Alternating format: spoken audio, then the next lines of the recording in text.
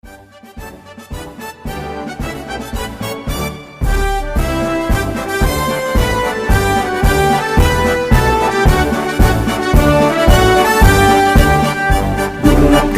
tekad, kuatkan hati, negeri ini memanggilmu kawan. Belajar, bergerak, berbagi untuk negeri, guru penggerak majukan pendidikan. Guru penggerakmu hamba pada murid, kreatif rancang pembelajaran. Hargai potensi, tingkatkan prestasi, lahirkan profil pelajar Pancasila. Belajar, bergerak, berbagi untuk negeri, kita menjalin kolaborasi. Belajar, bergerak, berbagi untuk negeri, demi bakti pada Ibu Pertiwi.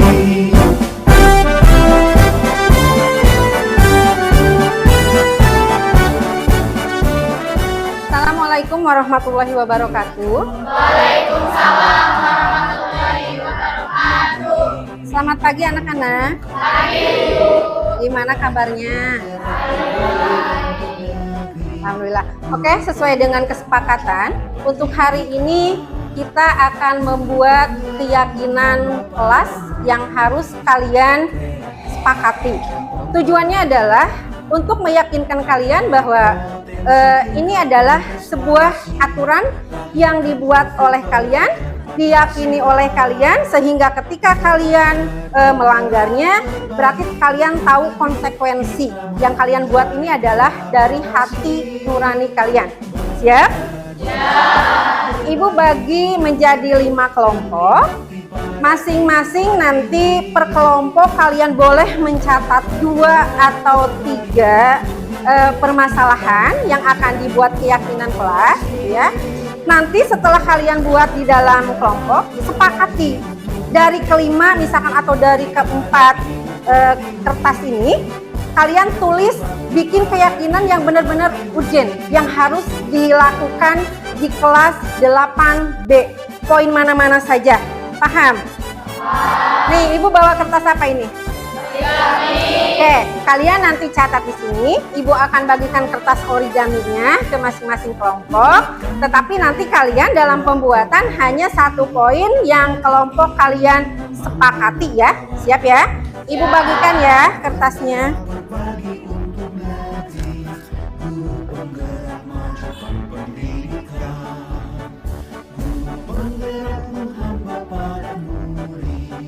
Kreatif rancang pembelajaran, hargai potensi, tingkatkan prestasi, lahirkan profil pelajar Pancasila. Belajar, bergerak, berbagi untuk negeri, kita menjalin kolaborasi. Belajar, bergerak, berbagi untuk negeri, demi bakti pada Ibu Pertiwi. Oke, baiklah. Udah ada kertasnya semuanya kebagian? Nah, sekarang boleh kalian catat di dalam kertas origami keyakinan apa yang kira-kira akan kita sepakati untuk kelas 8B. Mangga, dibuat, ditulis di catatannya ya. Tulis mana kertasnya? Kreatif rancang pembelajaran, hargai potensi, tingkatkan prestasi, lahirkan profil. Mulai aja sob, boleh dimulai. Yang menurut kalian kira-kira perlu disepakati di kelas ini apa sih gitu? Mungkin bisa masalah kebersihan juga, mungkin bisa masalah apa gitu. Yang menjadi unek-unek kalian ya, kita tuangkan saja di keyakinan kelas. Dengan tujuan agar supaya kelas 8B nyaman ya.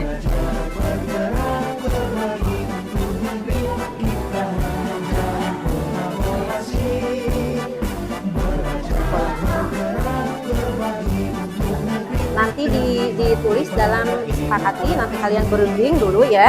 Nanti 1 poin saja per kelompok ditulis mana kira-kira kesepakatan kelas atau keyakinan kelas yang akan dituangkan untuk kelas 8 B. Oke. Oke, Neng. Ya.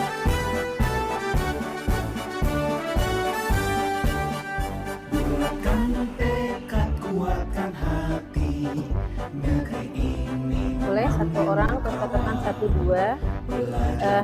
Nanti disepakati ya, yang mana kira-kira yang urgent yang bisa diterapkan untuk keyakinan kelas 8D. Disepakati ini, yang ini kamu ini, jadi sepakati satu aja. Per kelompok hanya satu saja. hargai potensi, tingkatkan prestasi, Ya, per kelompok nanti satu aja ya. Pancasila. Kira-kira menurut kamu yang urgent itu yang mana gitu, untuk diterapkan di kelas agar anak-anaknya disiplin. Ketika keyakinan kelas ini dibuat oleh kalian, berarti kalian sadar diri bahwa ini adalah dari hati saya, udah bukan aturan lagi. Pada Ibu Pertiwi,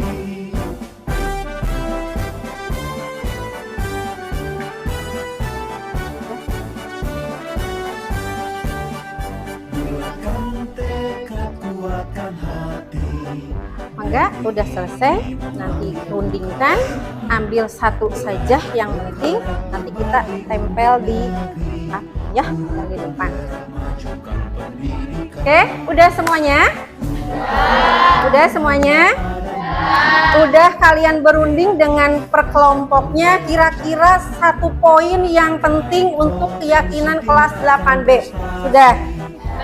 Oke, sekarang saya minta kelompok 1 untuk menempelkan hasil dari jawaban keyakinan kelasnya. Mangga untuk kelompok 1.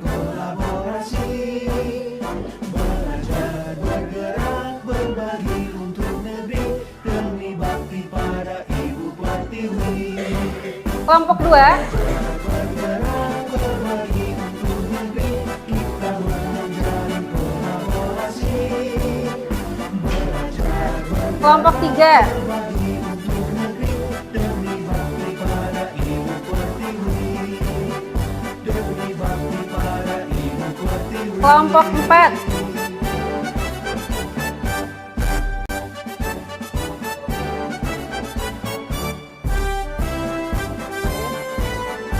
Kelompok 5.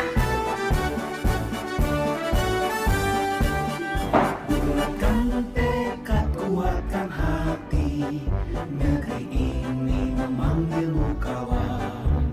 Belajar bergerak, berbagi untuk negeri, guru penggerak. Oke, baiklah anak-anak. Ini sudah tertempel di kertas karton ini ada 5 kelompok. Kelompok yang pertama adalah bersikap positif dan selalu menjaga kebersihan kelas. Setuju nggak? Setuju. Oke, dari kelompok 2, budaya 5S. Senyum, sapa, salam, sopan, dan santun. Sepakat? Kelompok 3, percaya dan menghormati orang lain serta barang miliknya. Setuju? Oke, dari kelompok 4, hadir di sekolah tepat waktu. Setuju? Yang kelima, tepat waktu dan berkomitmen dalam mengumpulkan tugas. Setuju nggak?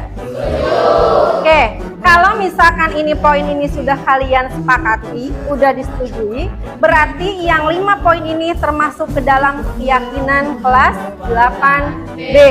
Jika kalian melanggar komitmen yang kita sepakati, berarti nanti ada konsekuensi yang harus kalian tanggung. Setuju? Oke, baiklah, karena kesepakatan kelas atau keyakinan kelas ini telah selesai kita buat, mudah-mudahan bisa kalian laksanakan sebaik-baiknya. Dengan membuat keyakinan kelas, kalian lebih disiplin lagi, lebih semangat lagi untuk bersekolahnya. Mudah-mudahan ini menjadi sesuatu yang kalian bisa termotivasi untuk ke sekolah. Terima kasih. Assalamualaikum warahmatullahi wabarakatuh. Waalaikumsalam warahmatullahi wabarakatuh.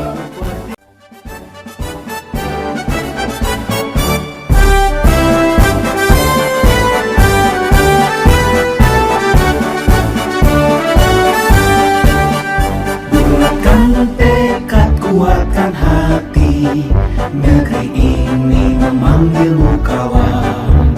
Belajar bergerak berbagi untuk negeri. Guru penggerak majukan pendidikan. Guru penggerak menghamba pada murid. Kreatif rancang pembelajaran. Hargai potensi, tingkatkan prestasi. Lahirkan profil pelajar Pancasila. Belajar bergerak berbagi untuk negeri. Kita menjalin kolaborasi. Belajar bergerak berbagi untuk negeri. Demi bakti pada Ibu Pertiwi. Bismillahirrahmanirrahim. Assalamualaikum warahmatullahi wabarakatuh.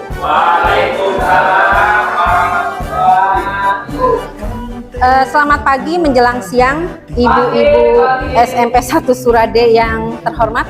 Gimana kabarnya hari ini, Bu? Pak? Alhamdulillah sehat, Pak. Pada kesempatan ini saya ucapkan terima kasih kepada Ibu dan Bapak untuk waktunya. Saya akan berusaha di sini untuk diseminasi atau pemaparan hasil dari kemarin CGP modul 1 yang berkaitan dengan budaya positif. Nah, mungkin pada kesempatan ini di dalam materi budaya positif kita sebagai guru gitu ya, kadang-kadang mungkin lebih berpikir kepada apa yang harus kita lakukan gitu kan ya. Akan tetapi di sini Ki Hajar Dewantara mempunyai sebuah filosofi pendidikan nasional bahwa tujuan pendidikan itu adalah menuntun segala kodrat yang ada pada anak-anak agar mereka dapat mencapai keselamatan dan kebahagiaan setinggi-tingginya, baik sebagai manusia maupun sebagai masyarakat. Akan tetapi KHD di sini berprinsip bahwa yang namanya murid itu, tugas guru itu hanya menuntun dan mengarahkan, bukan untuk merubah kodrat yang sudah ada pada anak. Tetapi kita selama ini mungkin selalu berusaha untuk mengajar kepada siswa yang bersifat kolonial gitu kan, memaksa. Karena kan belum tentu apa yang kita menurut kita bagus itu kata anak bagus gitu. Buat anak itu bagus.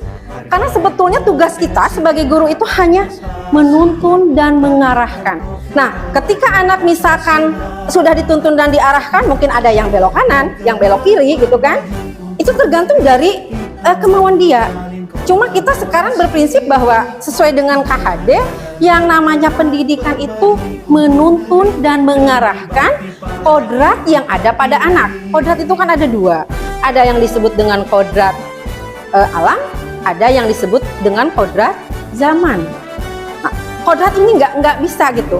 Sebetulnya kodrat yang dimiliki anak itu sudah unik ya, unik gitu. Kalau misalkan kita bisa mengarahkannya.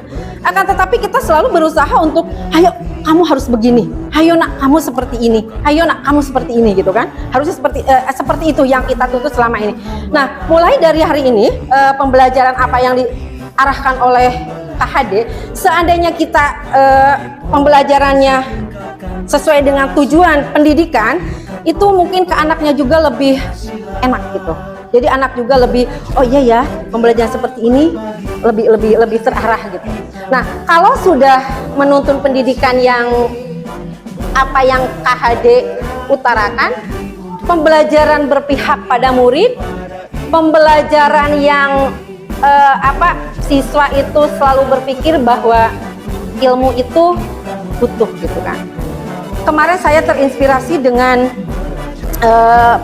salah satu penceramah atau pemberi materi bahwa ketika kita sudah tidak mau belajar sebagai guru, maka berhentilah untuk menjadi guru. Itu yang sangat luar biasa ya. Karena apa? Kita itu butuh ilmu. Kita itu selalu butuh ilmu. Orang yang hebat itu orang yang selalu mau belajar. Bukan berarti orang yang puas dengan ketika punya ilmu, saya sudah puas dengan pembelajaran ini. Enggak. Apalagi misalkan siswa-siswi. Kalau siswa-siswi itu kan masih prosesnya juga masih panjang ya. Di sini di KHD itu yang dibutuhkan itu adalah prosesnya, bukan produknya gitu, tapi proses untuk menuju ke arah yang lebih baik. Ya, jika pembelajaran sudah berpihak pada murid, insya Allah pembelajaran atau kita akan menghasilkan generasi-generasi yang sesuai dengan harapan bangsa. Nah, di sini kita akan mempelajari mengenai budaya positif. Budaya positif ini adalah perwujudan dari nilai-nilai keyakinan universal yang diterapkan di sekolah masing-masing. Ada 6 poin. Yang pertama adalah disiplin positif dan kebijakan universal. Yang kedua, motivasi hukuman dan penghargaan restitusi. Yang ketiga, keyakinan kelas. Yang keempat, kebutuhan dasar manusia. Yang kelima, 5 posisi kontrol. Yang keenam, segitiga restitusi. Di sini ada, yang pertama adalah disiplin positif dan kebijakan secara universal. Disiplin positif berarti disiplin yang didorong dalam diri anak tanpa hukuman dan hadiah. Sedangkan kebajikan universal, sifat positif manusia yang merupakan tujuan mulia individu. Kadang-kadang kita kalau misalkan kepada siswa gitu, suka ada reward ya, betul nggak? Suka memberikan reward. Ketika kamu menjadi siswa yang hebat, ketika kamu mendapatkan ranking, ini adalah reward dari saya. Mungkin itu dari sisi penalaran kita baik, bagus diterapkan. Akan tetapi kita akan berusaha di sini mencoba apakah yang sudah kita lakukan hal seperti itu bisa memberikan dampak positif nggak buat siswa gitu kan? Yang selama ini mungkin ibu bapak dan saya sendiri juga ketika anak melakukan sebuah kesalahan, maka kita tidak terlepas dari hukuman ya, betul nggak? Sanksi. Padahal kalau kita bicara disiplin positif, itu harusnya gitu kan, ketika anak melakukan sebuah kesalahan, tidak perlu ada hukuman, dan tidak perlu ada embel-embel. Ketika anak melakukan sebuah sesuatu hal yang istimewa, tidak perlu ada hadiah, karena nanti akan berdampak terhadap jangka panjang dan jangka pendek psikologis anak tersebut. Selama ini kita dalam pembelajaran sering ketika misalkan oke, kamu nilainya bagus gitu kan, ini rewardnya ini gitu kan. Ketika misalkan kamu melakukan kesalahan, ayo coba kamu misalkan bersih-bersih WC, bersih-bersih itu. Sebetulnya itu adalah tidak dituntut dalam pembelajaran menurut HD. Kita akan belajar di sini ya ibu bapak, sama saya juga lagi belajar. Oke, kita masuk ke masih di materi yang tadi, tapi ini berkaitan dengan teori kontrol. Di sini ada ibu bapak, saya minta, saya kasih waktu mungkin 2 menit saja. Yang nomornya ganjil dari 1, misalkan 1, 3, 5, 7, 9. Tolong tangan ibu bapak atau tangan murid-murid hebat juga dikepalkan, kepalkan. Kita berilustrasi ya, bahwa di tangan yang kita kepal itu ada sesuatu benda yang sangat-sangat istimewa. Ayo, mangga, coba dikepalkan yang nomornya ganjil. Boleh dikepalkan. 1, 3, 5, 7, 9. Selanjutnya 11, mangga. Udah? Ibu bapak dan siswa-siswa hebat, tolong di pikiran yang lagi mengepalkan tangan itu, seolah-olah di tangan kita itu ada sesuatu benda yang sangat berharga, yang sangat luar biasa. Oke? Siap? Nah, yang sebelahnya, yang genap, boleh merayu dengan cara apapun juga kepada temannya yang mengepalkan tangan, agar supaya bisa membuka tangannya. Boleh dengan siasat apa saja. Rayu sakumaha supaya bisa anu gigireun membuka tangannya. Boleh, mau seperti apa caranya? Mangga ibu bapak, dikasih waktu 2 menit. Yang pandai merayu mungkin siapa? Agar supaya kepalan tangannya itu bisa kebuka. Udah? Selesai? Selesai? Saya lihat hampir semua tangan yang dikepal tidak terbuka. Kemungkinan yang genapnya teu bisa ngarayu, atau yang ganjilnya atau bapak ibu yang ganjil itu sangat luar biasa untuk kontrol saja. Nah, di teori kontrol itu ada hanya diri kita yang dapat mengontrol diri kita sendiri. Semua perilaku memiliki tujuan, bahkan terhadap perilaku yang tidak disukai. Nah, miskonsepsi teori kontrol yang pertama adalah ilusi guru mengontrol murid. Yang kedua, ilusi bahwa penguatan positif, efektif, dan bermanfaat. Yang ketiga, ilusi bahwa kritik dan membuat orang merasa bersalah dapat menguatkan karakter. Yang keempat, ilusi bahwa orang dewasa memiliki hak untuk memaksa. Berarti dari keempat teori kontrol ini sebetulnya ini adalah salah semua. Apalagi kita sebagai seorang guru. Kita sebagai seorang guru tidak bisa menjas siswa itu, menjas murid itu. Ketika murid pun melakukan sebuah kesalahan, belum tentu itu adalah pure kesalahan murid. Jadi teori kontrol kita ya ibu bapak yang harus kita kontrol, karena sehebat apapun orang-orang yang ada di belakang kita yang membackup kita, sehebat apapun kalau dari diri kita kurang mengontrol atau emosi kontrolnya kurang baik, tetap saja akan terjadi suatu hal yang kurang baik. Nah, selanjutnya berkaitan ke masalah disiplin positif. Mendengar kata disiplin, ya ibu bapak, anak-anak hebat, gitu kan? Sudah terbayang di pikiran kita. Naon sih disiplin? Pasti kan baliknya ke aturan. Anak hukum, disiplin. Wah, kudu bla bla bla bla bla. Ya. Kalau misalkan menerapkan kata disiplin, mendengar kata disiplin itu berarti sesuatu yang harus kita lakukan. Nah, kalau saja anak-anak bisa disiplin, pasti mereka akan bisa belajar.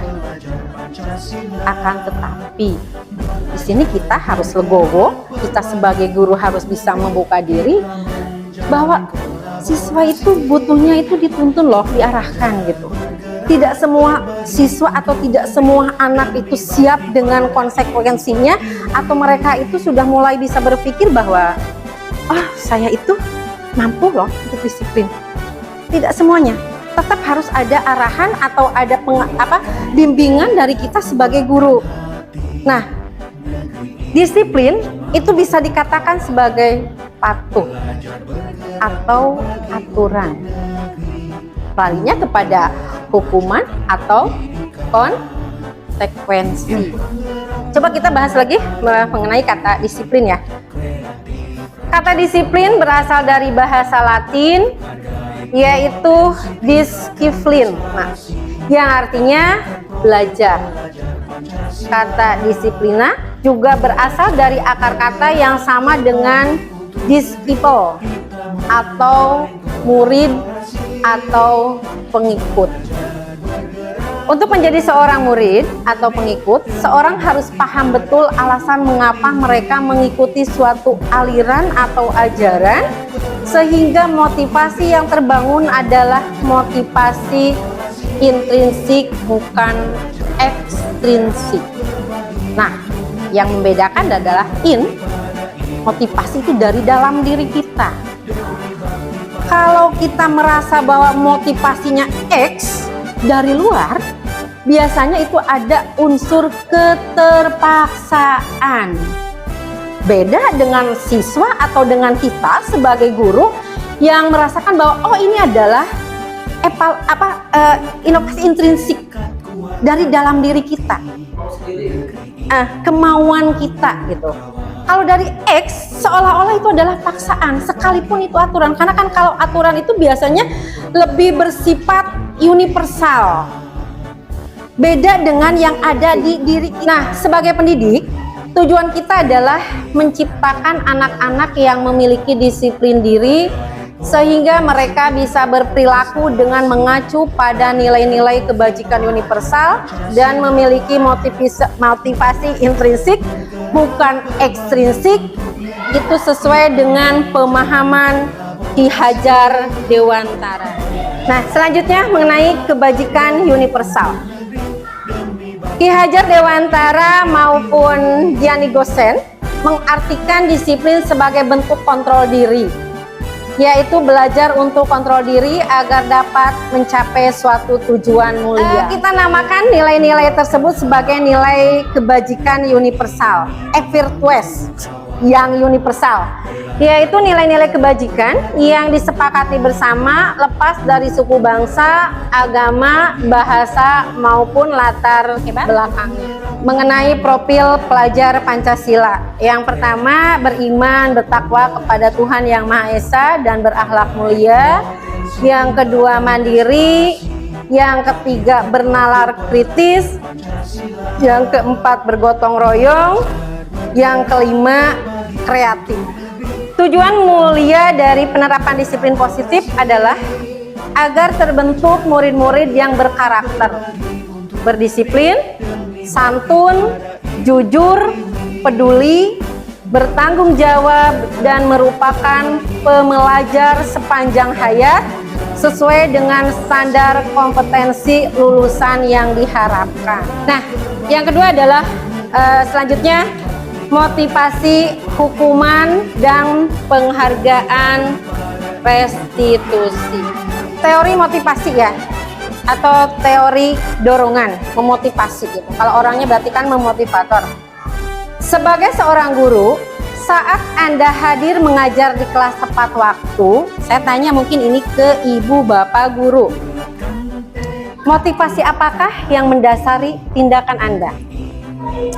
Ketika ibu bapak guru datang mengajar ke kelas, gitu kan ya, datang mengajar ke kelas tepat waktu. Mungkin ada motivasi di hati ibu bapak. Apa sih saya ngajar ke kelas itu? Yang pertama ada karena tidak ingin ditegur oleh atasan. Motivasi di dalam hati. Saya mau ngajar atau mau datang tepat waktu karena saya tidak mau ditegur oleh atasan. Atau misalkan saya tidak mau dibicarakan oleh rekan sejawat atau rekan-rekan guru yang lainnya. Yang kedua, ingin mendapatkan pujian dan penghargaan dari atasan. Ketika kita masuk, sugan we, saya tepat waktu datang, saya mendapatkan pujian dari kepala sekolah atau dari teman-teman. Yang ketiga, ingin menjadi orang yang menghargai waktu, menghargai diri Anda sendiri sebagai teladan bagi murid-murid. Nah, 3 motivasi perilaku manusia. Yang pertama, karena tidak ingin ditegur oleh atasan, berarti untuk menghindari ketidaknyamanan atau hukuman.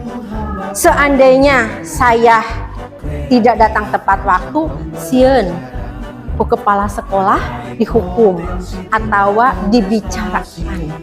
Yang pertama. Yang kedua, ingin mendapatkan pujian dan penghargaan dari atasan. Saya mah mau datang tepat waktu untuk mendapatkan suatu imbalan atau hadiah atau penghargaan baik dari atasan ataupun dari teman kerja. Yang ketiga, untuk menjadi orang yang mereka inginkan dan menghargai diri sendiri dengan nilai-nilai yang mereka percaya. Yang luar biasa itu yang ketiga ya. Jadi tidak ada ingin mendapatkan pujian dari atasan ataupun dari rekan kerja, tidak mau mendapatkan imbalan, tetapi yang kita lakukan ini adalah sebetulnya sudah kewajiban, sudah tugas kita. Berarti mau tidak mau kita harus bisa menjadi orang yang bisa menghargai waktu, menghargai diri kita sendiri. Karena apa? Kalau saja kita tidak bisa menghargai diri kita sendiri, bagaimana orang lain mau bisa menghargai diri kita? Karena diri kita juga tidak bisa menghargai diri kita sendiri. Tujuan dari disiplin positif adalah menanamkan motivasi yang ketiga ya pada murid-murid kita, yaitu untuk menjadi orang yang mereka inginkan dan menghargai diri sendiri dengan nilai-nilai yang mereka percaya. Nah, di sini ada hukuman, ada konsekuensi. Kalau mendengar kata hukuman, itu lebih bersifat tidak terencana atau tiba-tiba ya kalau hukuman, karena kan siswa mungkin pada saat itu juga ada yang melakukan hal-hal yang di luar aturan, itu tidak terencana gitu. Yang kedua, bersifat satu arah dari guru dan murid, hanya menerima saja. Bersifat satu arah ya, dari guru dan murid hanya menerima saja. Yang ketiga, tanpa adanya kesepakatan. Ya, tata tertib aturan kan, itu langsung aja tanpa ada sebuah kesepakatan. Yang keempat, berupa fisik atau psikis. Sedangkan konsekuensi bersifat terencana dan disepakati. Yang kedua, umumnya dibuat oleh guru atau sekolah, murid menerima jika melanggar. Yang ketiga, umumnya berdasarkan data terukur. Nah, di sini ada yang disebut dengan hukuman atau konsekuensi. Mungkin ibu bapak sudah paham hukuman, ya, konsekuensi apa. Nah, di sini ada data, misalkan tindakan guru. Mencatat 100 kali di dalam buku kalimat, saya tidak akan terlambat karena terlambat ke sekolah. Itu termasuk konsekuensi atau hukuman?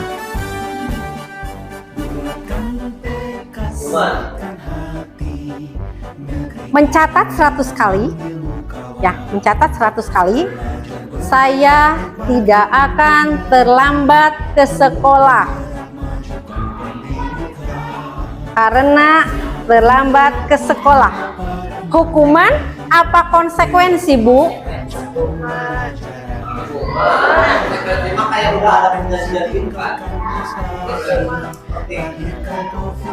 Kayak aturan itu ada konsekuensinya.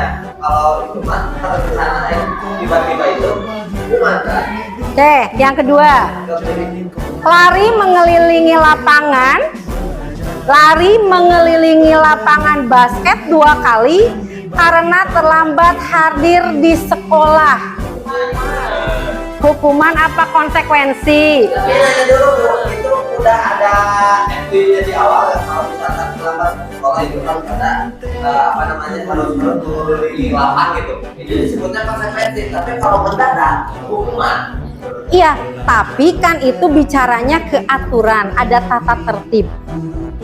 Iya kan? Nah, biasanya kalau konsekuensi itu bicaranya kita misalkan ibu bapak deh kayak kemarin masuk. Itu kan suka bikin pasti ya yang namanya keyakinan kelas. Betul nggak? Keyakinan kelas. Ya, ibu bapak untuk di kelasnya atau misalkan sebagai wali kelas atau sebagai guru mata pelajaran. Di situ kan siswa lebih berperan. Betul nggak untuk keyakinan kelas? Karena kan keyakinan itu kan dari diri. Jadi siswa dulu yang membuat, gitu kan? Apa-apa saja yang diatur, itu baru nanti diseleksi lagi poin-poin mana yang kira-kira masuk ke dalam keyakinan kelas. Nah, kalau biasanya aturan atau tata tertib, biasanya itu lebih berpihak kepada sekolah universal. Sekolah yang membuat. Nih, siswa ketika masuk sekolah misalkan ya, ini ada tata tertib SMP 1 Surade. Apakah itu siswa diajak terlebih dahulu nggak? Untuk melihat poin-poin yang harus, oh siswa seperti ini. Atau misalkan tiap hari Senin kita selalu ada janji siswa. Ya kan? Kalau misalkan tadi yang mencatat 100 kali di dalam buku kalimat, saya tidak akan terlambat lagi karena terlambat ke sekolah. Hukuman apa konsekuensi? Sekarang lanjut ke penghargaan. Kalau identik dengan penghargaan itu berarti kan sesuatu ya, hadiah gitu kan, rewards, dan pasti akan memberikan kita sesuatu yang apa ya, membuat kita senang atau membuat kita bahagia, karena kan namanya penghargaan dong, tidak ada penghargaan yang sifatnya negatif gitu ya. Berarti ini penghargaan kepada hal yang sesuatunya gitu. Nah, di sini ada beberapa poin mengenai dihukum oleh penghargaan.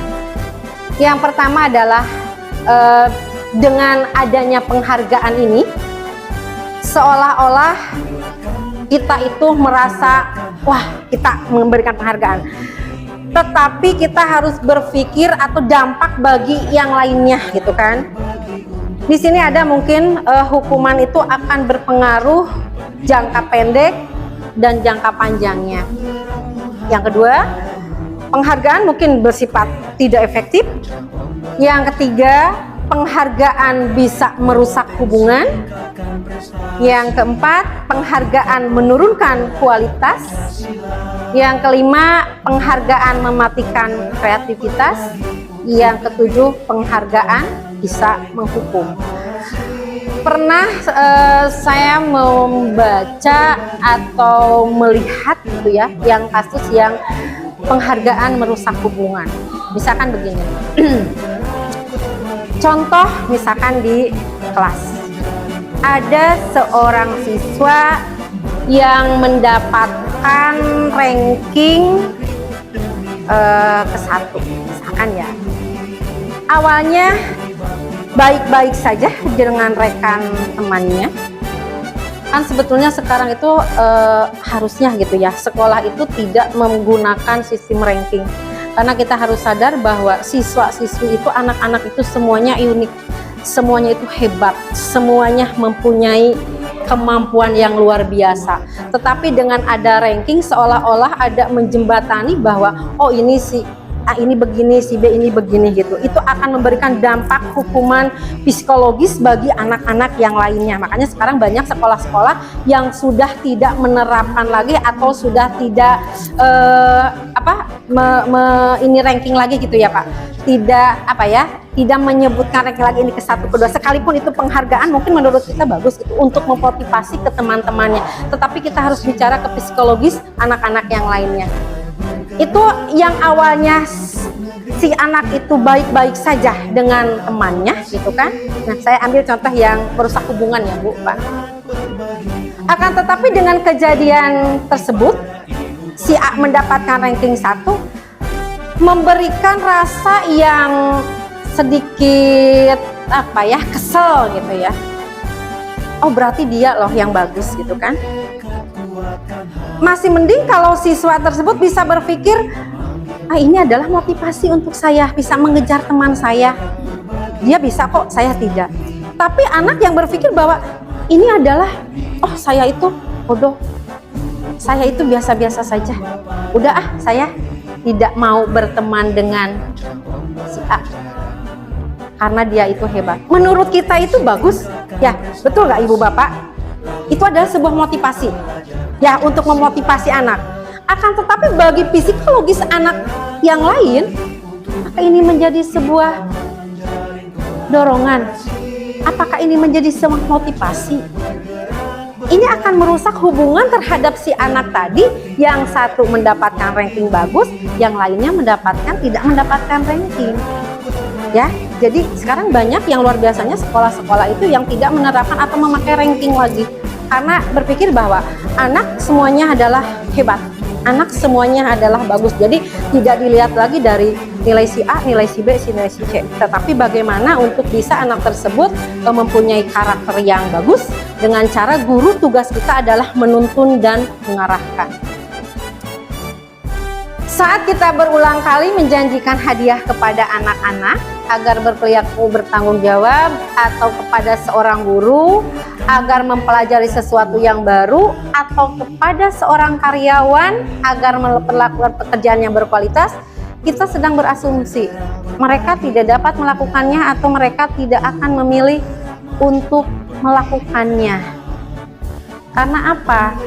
Karyawan tadi sudah berpikir, jikalau gitu kan, saya bekerja dengan bagus, saya bekerja dengan baik, berarti saya akan mendapatkan reward atau hadiah. Berarti bukan dari dalam diri kita, itu ada keinginan yang lain. Ada motivasi X-nya, bukan motivasi intrinsiknya. Itu yang bahaya. Jadi bukan dari dalam diri kita. Sekalipun sebetulnya itu tidak masalah juga ya. Yang namanya motivasi dari ekstrinsik pun harus ada, tetapi yang lebih dominan itu adalah motivasi intrinsik. Penghargaan maupun hukuman adalah cara-cara mengontrol perilaku seseorang yang menghancurkan potensi untuk pembelajar yang sesungguhnya. Menurut Kahn, secara ideal, tindakan belajar itu sendiri adalah penghargaan sesungguhnya. Jadi, intinya adalah ketika seseorang atau ketika guru kita sebagai guru mau belajar, ini pun sudah menjadi sebuah penghargaan. Bukan lagi dilihat dari berapa angka yang diperoleh, berapa poin yang diperoleh, tapi udah ada kemauan saja bahwa dia itu mau belajar, ini sudah menjadi sebuah penghargaan. Sebagai seorang guru, ketika murid Anda melakukan kesalahan, tindakan mana yang akan Anda lakukan?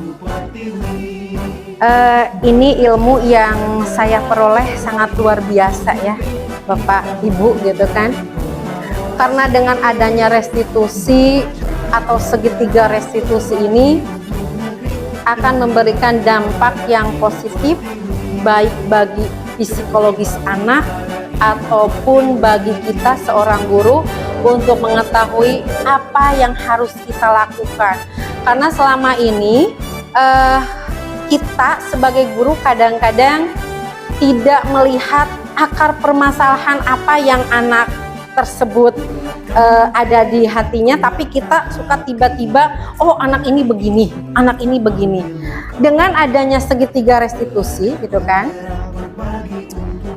ini adalah sebuah trik atau metode yang bisa ibu bapak lakukan ketika siswa-siswi melakukan sebuah hal yang bukan salah ya, tapi yang kurang berkenan. Yang pertama, menunjukkan kesalahannya dan memintanya melihat kesalahannya baik-baik. Yang kedua, mengatakan kamu seharusnya tahu bagaimana kamu seharusnya bertindak. Yang ketiga, mengingatkan murid Anda akan kesalahannya yang sama di waktu sebelumnya. Yang keempat, bertanya padanya, kenapa kamu melakukan sesuatu yang seharusnya tidak kamu lakukan? Yang kelima, mengkritik dan mendiamkannya. Nah, yang ibu bapak lakukan 1, 2, 3, 4, 5 poin yang ini, apakah menurut ibu bapak itu hal yang positif tidak? Untuk yang menyelesaikan masalah, segitiga restitusi menyelesaikan masalah. Ketika ada masalah, yang pertama menunjukkan kesalahannya dan memintanya melihat kesalahannya baik-baik. Setuju nggak ibu bapak? Yang kedua, mengatakan kamu seharusnya tahu bagaimana kamu seharusnya bertindak. Yang ketiga, mengingatkan murid Anda akan kesalahannya yang sama di waktu sebelumnya. Yang keempat, bertanya padanya, kenapa kamu melakukan sesuatu yang seharusnya tidak kamu lakukan. Yang kelima, mengkritik dan mendiamkannya. Nah, yang kelima, mengkritik dan mendiamkannya. Setuju nggak Bu Bapak dilakukan? Karena ini bukan sebuah solusi ya Ibu Bapak, kalau misalkan mengkritik dan mendiamkannya. Kalau saja Anda melakukan tindakan di atas, mungkin Anda akan membuat murid Anda merasa menjadi anak yang gagal. Jadi yang dilakukan kita tadi itu, yang 1, 2, 3, 4, 5 itu belum tentu benar. Sekalipun menurut kita benar, karena apa? Dengan tindakan yang kelima itu jelas akan membuat murid Anda itu, murid kita itu gagal. Dengan pertanyaan kita itu yang kelima, 1, 2, 3, 4, 5. Oke, menurut tadi Ibu Bapak benar. 1 benar, 2 benar bertanya. Tetapi faktanya adalah dengan ke poin 5, 1, 2, 3, 4, 5 ini membuat siswa ini, saya itu menjadi murid yang gagal. Ya. Nah, restitusi ini adalah sebuah proses kolaborasi yang mengajarkan murid untuk mencari sebuah solusi untuk masalah dan membantu murid berpikir tentang orang seperti apa yang mereka inginkan dan bagaimana mereka harus memperlakukan orang lain. Selama ini kita sebagai guru itu ketika menyelesaikan sebuah masalah, anak itu tidak dibawa atau tidak berusaha untuk mencari dulu anak itu mau kemana sih. Yang terjadi kita malah bertanya kan ke anak, kamu begini, pokoknya bla bla bla bla gitu ya. Sampai anak sendiri tidak bisa berbicara, apa yang saya lakukan itu benar atau salah. Tetapi di dalam segitiga restitusi di sini anak itu berusaha untuk bisa mengontrol gitu kan, mengontrol masalahnya. Kita itu sebagai guru hanya membantu, memfasilitasi. Apa sih yang diinginkan anak tersebut gitu kan? Tidak bisa kita memvonis karena ini anak salah. Anak itu kan sekali lagi anak tumbuh dan berkembang itu sesuai dengan kodrat zaman dan kodrat alam. Anak itu unik. Anak itu punya kemampuan yang berbeda. Anak itu punya karakter yang berbeda. Tergantung bagaimana kita seorang guru untuk membawa anak tersebut, untuk menjadikan anak tersebut menjadi anak yang hebat dari karakter mereka yang punya, bukan merubahnya. Kalau kita merubahnya kita tidak bisa. Yang bisa kita lakukan adalah menuntun dan mengarahkan karakter anak. Sekalipun kita berpikir kita itu kan guru pasti benar, belum tentu. Karena selama ini kita ya selalu berpikir egoisnya kita gitu ya, ibu bapak gitu, bahwa apa yang dilakukan oleh kita benar. Padahal kan di sini posisinya guru itu tidak boleh mencari di dalam segitiga restitusi. Ketika menyelesaikan sebuah masalah, kita harus mengeluarkan kata-kata kepada siswa bahwa kita itu tidak mencari siapa yang salah, siapa yang benar. Tetapi kita hanya menggali dari anak, kesalahannya itu apa yang dibuat, apa yang kamu sudah langgar, permasalahannya apa, terus apa keinginan kamu gitu kan. Bukan kita memberikan sanksi, memberikan hukuman agar anak itu jera. Mungkin pada saat itu anak jera, tetapi dampak dari psikologis yang kita berikan kepada anak itu akan berdampak anak sampai dewasa. Itu yang dikhawatirkan oleh kita ya. Jadi ada dampak psikologis kepada anak sampai dewasa, dia akan mengingat apa yang ibu bapak yang kita berikan atau hukuman itu kepada siswa. Karena kan ibaratnya kalau anak itu seperti kertas kosong ya ibu bapak gitu kan. Bagaimana kita mau membuat atau mengisi kertas tersebut? Kalau kertas tersebut kita asal coret dengan warna-warna tepuguh benang kusut, maka hasilnya itu mungkin akan tidak cantik atau tepuguh. Tetapi jika kertas kosong itu kita tulis dengan warna-warna yang indah, pakai perasaan, alhasil kertas tersebut akan memberikan manfaat, akan memberikan mungkin inspirasi juga bagi yang lain, terutama bagi diri kita mungkin yang mencoret-coretnya gitu, atau bagi kertas itu sendiri. Jadi anak itu tergantung dari bagaimana kita seorang guru bisa mengarahkan dan bisa membimbing untuk menjadi anak yang lebih baik. Nah, di sini ada restitusi bukan untuk menebus kesalahan, namun untuk belajar dari kesalahan. Ini yang luar biasa ya Bu.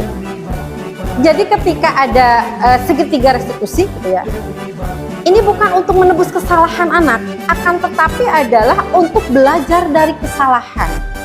Ulah nepikeun ka melakukan kesalahan kedua kali, jatuh ke lubang yang sama. Itu ya. Yang kedua, restitusi memperbaiki hubungan. Jangan sampai dengan ada masalah itu biasanya guru dengan siswa, ketika siswa dipanggil oleh guru, ujung-ujungnya siswa dendam ke guru karena dipanggil. Tapi dengan adanya restitusi justru akan memperbaiki hubungan antara guru dengan siswa. Karena apa? Keterbukaan siswa, guru juga mungkin dalam penyampaiannya lebih enak, yang akhirnya segala sesuatu yang awalnya mungkin guru tidak tahu, dengan keterbukaan siswa akhirnya guru tahu, oh berarti kemauan, keinginan siswa itu seperti apa. Yang ketiga, restitusi adalah tawaran, bukan paksa.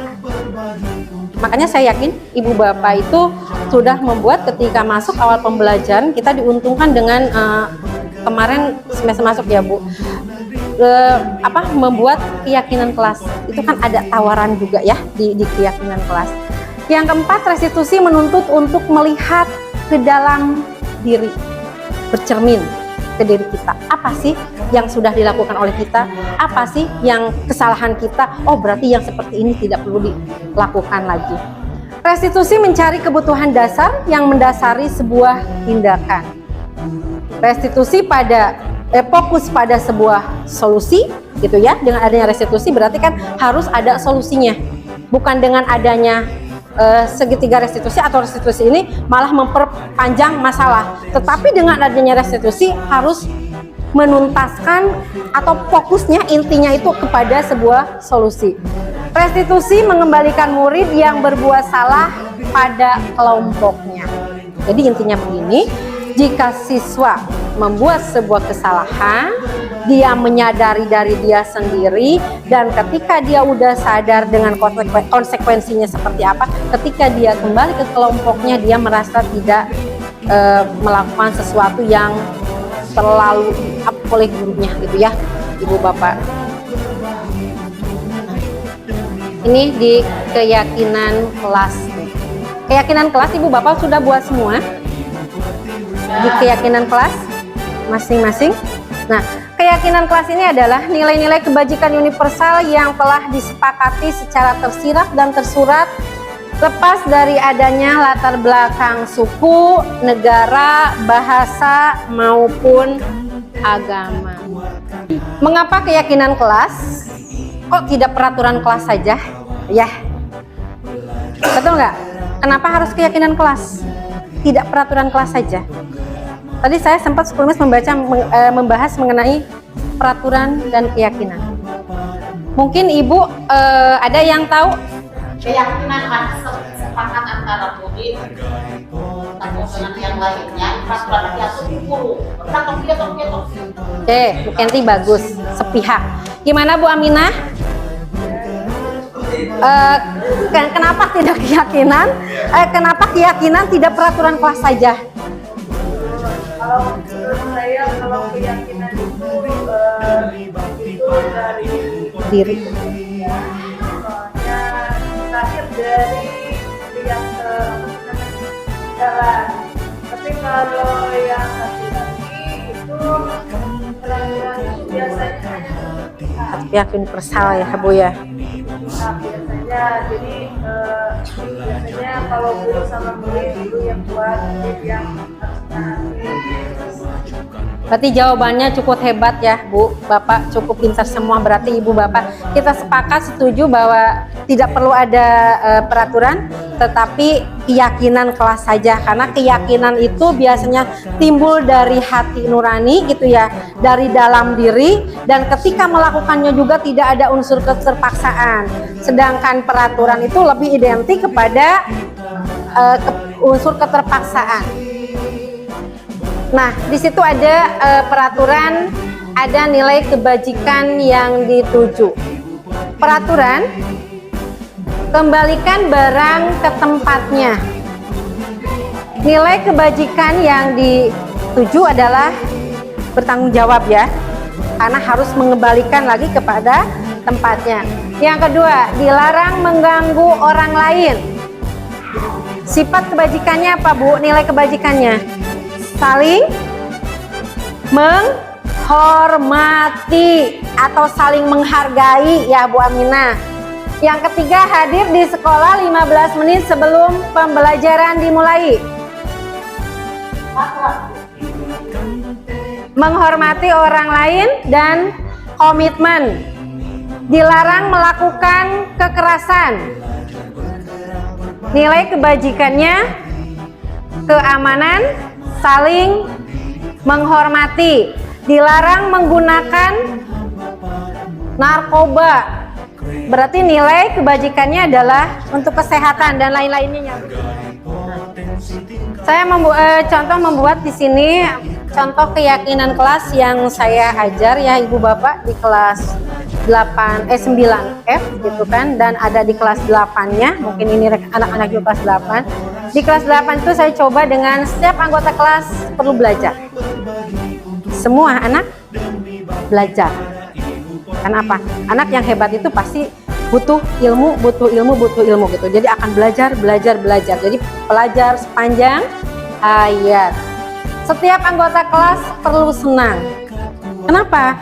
Karena kalau misalkan pembelajaran di kelas dengan hati yang kurang senang, itu akan berimbas kepada apa materi yang disampaikan, larinya ke mood ya.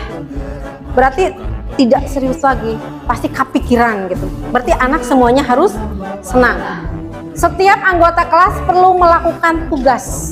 Nah, di situ kan ada pembagian tugas, piket, itu semuanya tertera di keyakinan kelas. Setiap anggota kelas perlu saling menghargai atau saling menghormati. Karena satu sama lain kita, apalagi orang muslim itu kan dituntut untuk saling bisa menghargai, menghormati gitu ya. Itu adalah poin penting. Yang kelima, setiap anggota kelas perlu merasa aman. Aman di sini mungkin dari sisi kebersihan juga, dari sisi teman-temannya juga gitu. Ketika misalkan poin yang kelima ini sudah diterapkan di dalam kelas, insya Allah kelas pun akan terlahir dengan kelas yang kondusif dan siap untuk belajar. Sedangkan keyakinan kelas di kelas 9 itu selalu bersikap positif. Jadi jangan selalu bersikap hal-hal yang negatif ya, positif thinking. Yang kedua, senantiasa menjadi diri terbaik, motivasi, percaya dan menghormati orang lain serta barang miliknya. Yang kelima, berkomitmen terhadap setiap tugas, dalam artian kalaupun ada tugas kerjakan. Kita tidak akan melihat, guru tidak akan melihat sejauh ini misalkan oh ini salah, ini benar, enggak. Yang penting sudah mengerjakan, berarti hebat, sudah mempunyai sebuah kemauan. Terus senantiasa membantu, saling membantu terhadap temannya, karena kolaborasi ini adalah suatu hal yang bisa menghasilkan hal yang positif. Seorang akan lebih tergerak dan bersemangat untuk menjalankan keyakinannya daripada hanya sekedar mengikuti serangkaian peraturan tertulis tanpa makna. Murid-murid pun demikian, mereka perlu mendengarkan dan memahami arti sesungguhnya tentang peraturan-peraturan yang diberikan. Apa nilai-nilai kebajikan di balik peraturan tersebut, apa tujuan utamanya, dan menjadi tidak tertarik atau takut sehingga hanya sekedar mengikuti serangkaian peraturan-peraturan yang mengatur mereka tanpa memahami tujuan yang mulia. Jadi intinya kalau saja misalkan ini sudah diterapkan di dalam kelas masing-masing, keyakinan ini insya Allah sekali lagi bahwa kelas kita, pembelajaran kita akan menjadikan atau memberikan kelas yang kondusif. Yang selanjutnya mengenai 5 kebutuhan dasar manusia. Nah, di sini seluruh tindakan manusia memiliki sebuah tujuan. Semuanya yang kita lakukan adalah usaha terbaik kita untuk mendapatkan apa yang kita inginkan. Ketika kita mendapatkan apa yang kita inginkan, sebetulnya saat itu kita sedang memenuhi atau lebih dari satu kebutuhan dasar kita. Nah, kita itu makhluk hidup gitu ya. Pasti yang pertama dicari itu adalah bertahan hidup. Bertahan hidup itu ditentukan dari dibutuhkan adanya kebebasan, adanya kasih sayang yang diterima, adanya kesenangan, adanya penguasaan. Itu pasti kelima poin ini adalah untuk menentukan 5 kebutuhan dasar hidup manusia. Jika 5 poin ada ini, berarti kita sudah bisa memenuhi dari kelima kebutuhan. Lanjut ke 5 posisi kontrol ya. Yang pertama ada yang disebut dengan penghukum, ada yang disebut dengan teman, ada yang disebut dengan manajer, ada yang disebut dengan pembuat merasa bersalah, ada yang disebut dengan pemantau. Penghukum, seorang penghukum bisa menggunakan hukuman fisik maupun verbal. Orang-orang yang menjalankan posisi penghukum senantiasa mengatakan bahwa sekolah memerlukan sistem atau alat yang dapat lebih menekan murid-murid lebih dari dalam lagi. Guru-guru yang menerapkan posisi penghukum akan berkata, patuhi aturan saya atau awas. Patuhi aturan saya atau awas, kamu bla bla bla bla bla. Ya, itu hampir ke ancaman ya. Kamu selalu saja salah. Selalu yang terakhir selesai. Nah, ketika ada perkataan atau berkata patuhi aturan saya atau kamu begini, ini kan sebetulnya sudah menjadi kata-kata penghukum ya Bu. Bisa ke hukuman apa ini? Psikis atau verbal? Verbal ya, tidak ke psikis ya. Dengan berbicara juga sebetulnya ini sudah sebuah hukuman. Bukan saja yang namanya hukuman itu ke psikis ya, ke fisik gitu kan.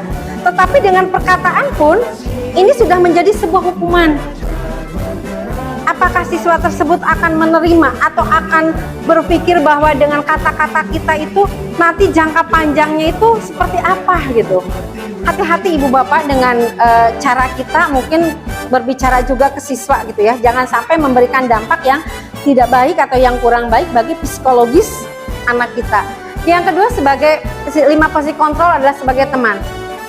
Guru di posisi teman menggunakan hubungan baik dan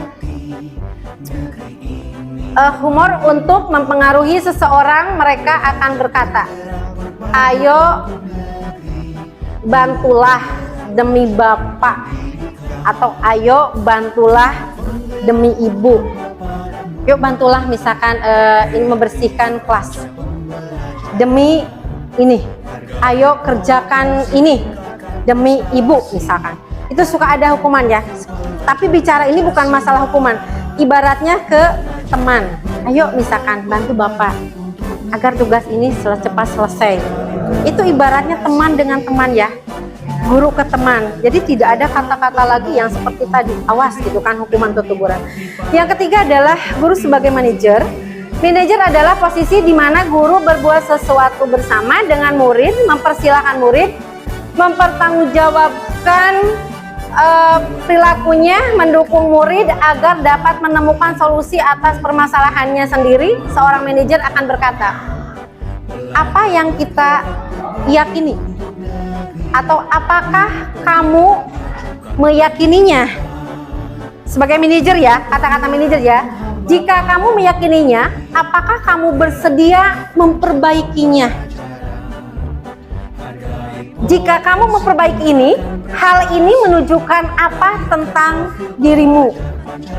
Apa rencana kamu untuk memperbaiki hal ini? Itu sebagai bahwa kita guru sebagai manajer. Jadi bertanya, apa yang akan kamu lakukan? Kalau kamu melakukan ini, apakah misalkan ini akan berdampak begini? Itu adalah mengontrol ya, manajer. Yang keempat, membuat merasa bersalah. Pembuat merasa bersalah pada posisi ini biasanya guru akan bersuara lebih lembut. Membuat rasa bersalah akan menggunakan keheningan yang membuat orang merasa tidak nyaman bersalah atau rendah diri. Kata-kata yang biasanya misalkan dikeluarkannya adalah, ibu sangat kecewa sekali dengan kamu. Ibu sangat kecewa sekali dengan kamu. Yang kedua, gimana coba kalau orang tua kamu tahu kamu berbuat begini? Ini sebagai kata-kata pembuat merasa bersalah, ya kan? Kalau misalkan orang tua kamu tahu apa yang akan dirasakan oleh orang tua kamu, itu akan memberikan dampak kepada anak itu merasa pembuat bersalah. Oh iya ya, seandainya orang tua saya begini gitu ya. Jadi rasa pembuat bersalah. Yang kelima adalah guru sebagai pemantau.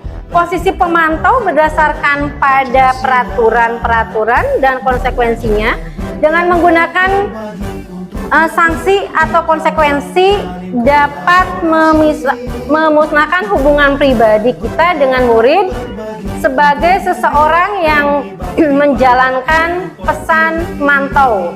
Pertanyaannya mungkin akan yang keluar, peraturannya apa? Apa yang telah kamu lakukan? Sanksi atau konsekuensinya seperti apa? Nah, di sini adalah guru berperan sebagai pemantau. Nah, sekarang di terakhir segitiga restitusi. Ketiga strategi tersebut dipresentasikan dalam 3 sisi segitiga restitusi ya Bu Pak. Yang pertama adalah menstabilkan identitas. Di menstabilkan identitas itu biasanya orang selalu bertanya, setiap orang pasti pernah melakukan kesalahan. Pertanyaan ini akan timbul, ya, di menstabilkan identitas. Kamu bukan satu-satunya yang pernah melakukan kesalahan. Ini adalah kata-kata biasanya yang digunakan untuk menstabilkan identitas. Yang kedua adalah validasi tindakan yang salah. Nah, biasanya kata-kata yang muncul adalah, adakah cara yang lebih efektif untuk mendapatkan apa yang kamu butuhkan? Atau kamu tentu punya alasan mengapa melakukan itu. Ya, kata-kata ini biasanya sering muncul di validasi tindakan yang salah. Yang ketiga adalah menanyakan keyakinan. Keyakinan kelas apa yang telah kita sepakati? Kamu ingin menjadi orang yang seperti apa? Nah, di keyakinan kelas ini, di segitiga restitusi ini adalah biasanya tujuannya adalah untuk menyelesaikan sebuah masalah, dan solusinya adalah menstabilkan identitas, validasi tindakan yang salah, menanyakan keyakinan. Oke, Ibu Bapak, mungkin hanya ini yang bisa saya presentasikan. Adapun kekurangan atau kelebihannya, saya mohon maaf. Sekali lagi, terima kasih anak-anak hebat dan Bapak Ibu guru hebat atas waktunya. Mudah-mudahan ilmu yang kita peroleh hari ini bisa bermanfaat, bisa merubah mindset kita, terutama untuk Bapak Ibu guru dan saya sendiri, bahwa memajukan anak itu adalah prioritas atau tujuan kita untuk menuju arah yang lebih baik. Assalamualaikum warahmatullahi wabarakatuh.